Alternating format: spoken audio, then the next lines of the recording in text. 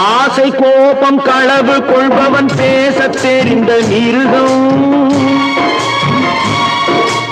அன்பு நன்றி கருணை கொண்டவன் மனித வடிவில் தெய்வம். இதில் மிருகம் என்பது கள்ள மனம், உயர் தெய்வம் என்பது பிள்ளை மனம்.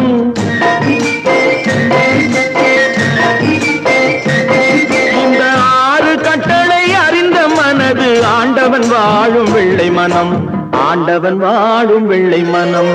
6 மனமே 6, அந்த ஆண்டவன் கட்டளை 6. தேர்ந்து மனிதன் வாழும் வகைக்கு தெய்வத்தின் கட்டளை 6, தெய்வத்தின் கட்டளை 6. 6 மனமே 6, அந்த ஆண்டவன் கட்டளை 6.